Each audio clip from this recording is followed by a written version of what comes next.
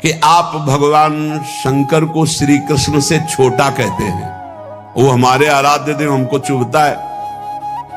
देखो, जब तत्व की चर्चा होगी तो एक है, और जब लीला की चर्चा होगी तो वही एक विविध लीलाएं करता है, वही एक विविध लीलाएं करता है। रास में भगवान शंकर आए, अगर थोड़ा भी शास्त्र को पढ़े हो तो पढ़ के देख लेना। गोपी रूप धारण किया, रास में प्रवेश पाया, श्री कृष्ण चरण वंदना, किशोरी जी की चरण वंदना, और फिर गोपी रूप धारण करके रास में प्रवेश। अच्छा, कोई भी ये कैसे नकार सकता है कि भगवान शंकर की जटाओं में गंगा जी हैं, और वो गंगा जी क्या है, क्या आप नहीं जानते हो? गंगा तरंग रमणीय जो जटा कलापम गौरी विभूषित वाम भागम, भगवान शिव के लिए आता है। तो जो जटा कटा संभ्रमम भ्रमण नीलम पर निर्झरी जो विराजमान है गंगा जी, वो कौन है? गांगम वारि मनोहारि मुरारी चरण अच्युतम त्रिपुरारि शिरश्चारी पापा पहारी पुना तुमा। देखो भाई, तत्व एक है, पर लीला में जब प्रारंभ होगा तो लीला में छुटाई बड़ाई हंसी मजाक, वो उनकी आराधना, वो उनकी आराधना। तत्व एक है। अभी आप यहां सुन रहे हो कि जब श्री कृष्ण शिव रूप धारण करते हैं तो राधा किशोरी दुर्गा रूप धारण करती, यही है, कोई और थोड़ी है।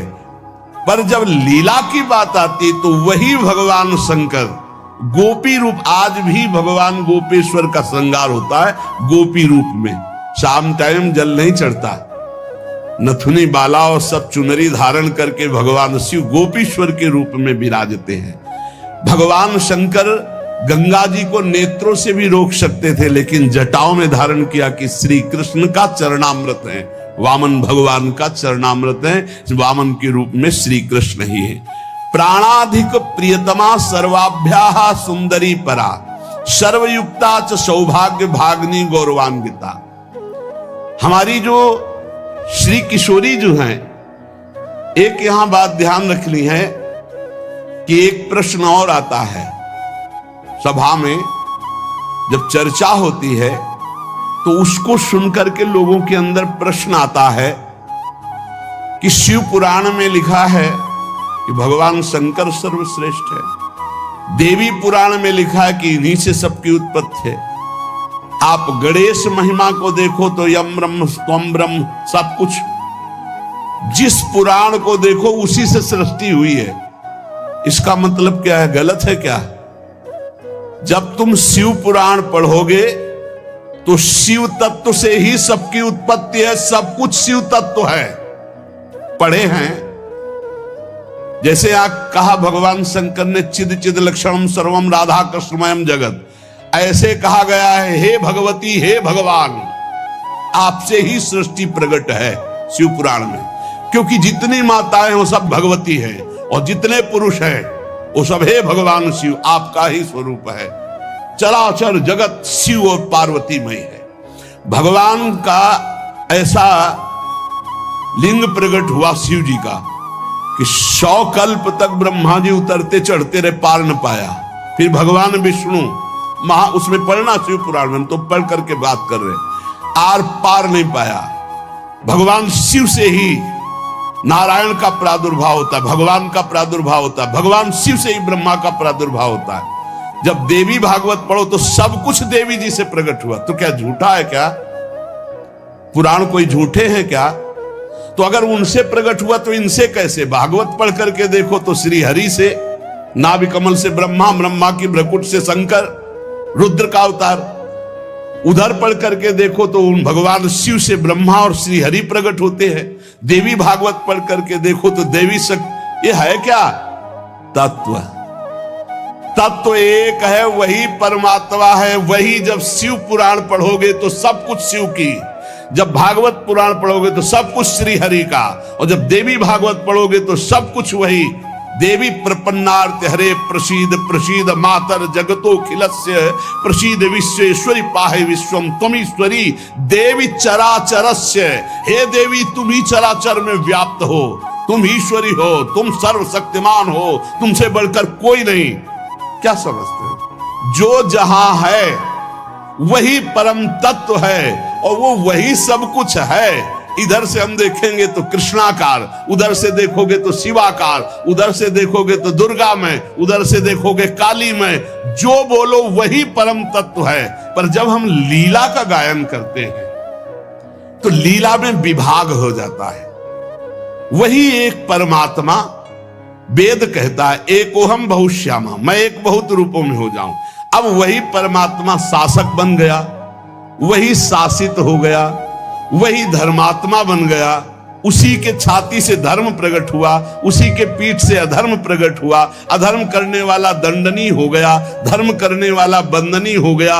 लेकिन दंडनीय और बंदनीय में दोनों में एक तत्व विराजमान, तत्व में अंतर नहीं। ये जो समझते नहीं ना, लीला को समझते नहीं है और तत्व को समझते नहीं, तो ये झगड़ा करने लगते हैं कि शिव को छोटा कैसे कह दिया। पूछो शिव जी से जाके, अरे उनको देखो तो रात दिन भगवत श्री हरि चर्चा करते रहते हैं। और हरि को देखो, उनसे पूछो जाके कि तुम्हारे आराध्य देव कौन है, बोलेंगे शंकर। हरि से पूछो कि तुम्हारा गुरु कौन, बोले शंकर। और शंकर जी से पूछो तुम्हारा आराध्य देव को, बोले हरि। और हम आपस में लाठी चलाएं। अरे वो एक है, वो एक है, वो अनेक है। अनेक होते हुए भी एक है, एक होते हुए भी अनेक है। इस बात को समझो। जब देवी भागवत, तो देवी ही सब कुछ है, देवी के ही अंश से राधा है। समझिए आप, जब हम वृंदावन से बोलेंगे तो राधा के अंश से देवी है। जब आप शिव पुराण से बोलेंगे तो शिव के अंश से हरि है। और जब भागवत पुराण से बोलेंगे तो हरि के अंश से शिव है। आप इस बात को समझिए।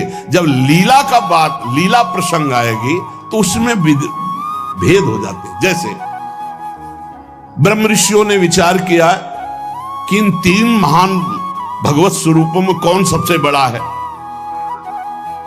क्या उन ब्रह्म ऋषियों को पता नहीं कि हरि ही ब्रह्मा है, ब्रह्मा हरि ही शिव है। शिव ब्रह्मा और हरि में किंचित मात्र भेद नहीं। स्वयं भगवान बोले मैं ही हर हूं, मैं ही विधि हूं, मैं ही हरि रूप हूं। जगह जगह वर्णन है। लेकिन जब भृगु जी परीक्षा के लिए गए तो ब्रह्मा जी के सामने जाके ऐसे खड़े हो गए। यह भद्रता है गुरुजनों के सामने ऐसे खड़े होना, ऐसे नहीं खड़े हुआ जाता, ये अभद्रता कही जाती। गुरुजनों के सामने सावधानी पूर्वक हाथ जोड़कर या बहुत नम्र ऐसे। अब वो गए ऐसे खड़े हो गए। ब्रह्मा जी ने कहा तो सभा की मर्यादा के विरुद्ध है, पर भृगु जी उनके पुत्र हैं, थोड़ा गुस्सा आया पर शांत रहे। शंकर जी के पास गए, बोले आओ भाई, बहुत दिनों बाद आगमन हुआ भृगु जी से। बोले हम तुम्हारे गले नहीं लगते हैं, परम पवित्र रहते हैं। उठाया त्रिशूल उन्होंने, हमको। भृगु जी शांत होकर के वहां, और भगवान हरि के पास गए, सैया में पड़े हुए थे, सीधे लात मारी जाके, सीधे छाती पे लात। भगवान उठे और कहा मुझे पता नहीं था आप आ रहे हो, नहीं आपकी अगवानी करता। और चरण दाबने लगे। बोले आपके चरण बहुत कोमल है, मेरी छाती बहुत कठोर, कहीं चोट तो नहीं लग गई। और आज के बाद जब जब अवतार भी लेंगे तब तक आपका भृगु चरण चिन्ह ये हमारे छाती पे बना रहेगा, ये हमारा बड़ा सौभाग्य हो। आंसू आ गए भृगु जी के। अब आप क्या कहेंगे? कोई छोटा बड़ा नहीं। जब लीला होती है और एक ही तत्व है तो रंगमंच पर वही सब रूप धारण किए, जगन नाटक वही भवा, इस बात को सब। पर जब हम किशोरी जी की बात कहेंगे तो किशोरी जी के अंश से सब शक्तियां हैं। और जब आप दुर्गा की बात करें तो आपको वहां से दिखाई देगा किशोरी जी दुर्गा जी के अंश है, क्योंकि इधर से अंश वो, उधर से अंश वो उनकी अंशी, वो उनकी अंशी, कोई अंतर नहीं। इधर से हम बोलेंगे श्री कृष्ण के अंश से शिव, और जब शिव पुराण में पढ़ोगे तो शिव जी के अंश से श्री कृष्ण। अब इसमें संशय थोड़ी, क्योंकि वही एक तत्व है, विविध प्रकार से लीला कर रहा है। इसलिए भ्रम का तो ध्यान छोड़ दो, भ्रम छोड़ दो। जब जब जैसा अवसर आया वही रूप धारण किए तत्व विराज। पर जब लीला की चर्चा होगी तो माधुर्य रस में ऐश्वर्य का प्रवेश नहीं, भगवान के ऐश्वर्य का प्रवेश नहीं, तो और ऐश्वर्य शक्तियों की तो बात जाने दो। कभी आपको कोई भी शास्त्र मिला हो कि ब्रज में सुदर्शन चक्र का प्रयोग भगवान ने किया या प्रवेश हुआ, तो हमें बताना। कभी दिव्य वैभव का प्रयोग, क्योंकि ये माधुर्य का क्षेत्र है। ये जो ब्रज है ये वात्सल्य माधुर्य। कभी सुदर्शन चक्र से ब्रज में किसी को मारा हो मुझे तो याद नहीं है, आप लोगों को कोई याद आवे तो हमको भी बता देना, क्योंकि अभी तक तो नहीं पढ़ा है। आगे अगर किसी को लगे, दूध पीते हुए पूतना को मारा, प्रवेश करके अगासुर को मारा, फाड़ के बकासुर को फेंक दिया और उसका पैर पकड़ के धेनुकासुर को मारा। बस यही थप्पड़ घूसा इसी से पहुंचा दिया है। ना तो कौमोदकी गदा आई है, ना प्रभु की तलवार आई है, ना यहां सुदर्शन चक्र आया है, ना यहां दारुक सारथी रथ लेके आया है। ये ऐश्वर्य नहीं, ये प्रेम देश है। ऐश्वर्य का प्रवेश नहीं है यहाँ। और जहां कहीं ऐश्वर्य का कुछ दिग्दर्शन कराना चाहा तो वहां वात्सल्य ने डांट लगा दी है। जैसे मुख में जब मिट्टी खाई हो ऐश्वर्य दिखाना शुरू किया तो वात्सल्य ने डांटा है, यहां नहीं। तो तुरंत मैया को लगा है मेरी आंखों का दोष कोई है, ये तो मेरा लाला है ऐश्वर्य का। अब जब निकुंज की बात आती है तो इसमें तो बिल्कुल ऐश्वर्य का प्रवेश नहीं है। ब्रज में तो आप थोड़ा ऐश्वर्य की झलक दिखा दिए, अंतर ध्यान हो गए, लेकिन निकुंज में कहीं नहीं कि अंतर ध्यान की लीला एक बार भी हुई हो। निकुंज में बताना पूरे वाणियों को पढ़ करके। अब जो निकुंज रस है इसमें कहीं वर्णन नहीं है कि अष्टभुजा का प्रवेश है या षोडश भुजा का। हमारी ही श्री जी सब अंशों से है, लेकिन ऐश्वर्य रूप नहीं, ये महामाधुर्य रूप है। इसी महामाधुर्य की महिमा की हम उपासना करते तो हमारे लिए हमारा उपास्य देव सर्वश्रेष्ठ है। और जब उपास्य देव की सर्वश्रेष्ठता की लीला में देखते हैं तब ये वर्णन आता है कि अनंत शक्तियां, देखो भगवान शिव ने स्वयं वर्णन किया कि ये जो अनंत शक्तियां तत्कला कोटि कोट्यंसा दुर्गाद्यस्त्र गुणात्मिका। अब देखिए वही प्रभु है शक्ति, वही है शक्तिमान, किंचन मात्र अंतर नहीं। लेकिन प्रभु आदेश करते हैं कि मैं अब अवतार लेने जा रहा हूं, भागवत में पढ़ के देख लेना। तुम हे महाशक्ति बलराम जी का कर्षण करके रोहिणी के गर्भ में डालो और मैं स्वयं अवतार लो। तुम जाकर नंद बाबा के यहां कन्या रूप से पूरी लीला पढ़ के देख लो। और नाम चामुंडा, कुष्मांडा, दुर्गा आदि तुम्हारे विविध नाम भगवान ने रखे और तुम सबकी कामना पूर्ण करने वाली होगी। जाओ मेरा आदेश है, ऐसा करो। भगवान ने आदेश किया, शक्ति कार्य कर रही। भगवान की प्राप्ति के लिए उसी शक्ति की आराधना कात्यायनी रूप से गोपिकाएं करते हैं कि मुझे श्री कृष्ण पति रूप में प्राप्त हो। उसी शक्ति की आराधना सीता जी गौरी पूजन करती है। और सीता जी कौन है? काल रात्र निश्चर कुल केरी, महाकाल रात्रि स्वरूपा उनको गोस्वामी जी ने कहा। काल रात्रि निश्चर कुल केरी, जय सीता पर प्रीति घनेरी।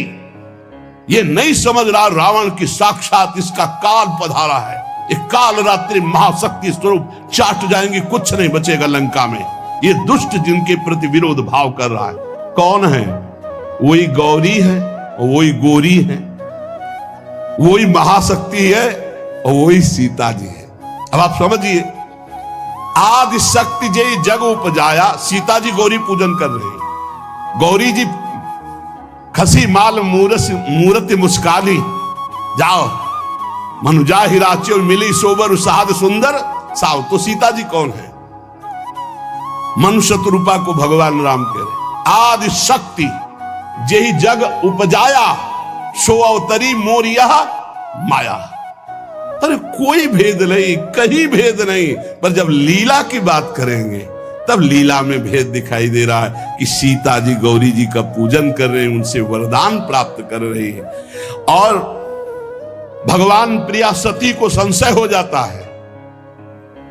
लीला भेद देखो कि ये राम जी कैसे सच्चिदानंद में जब हे खग हे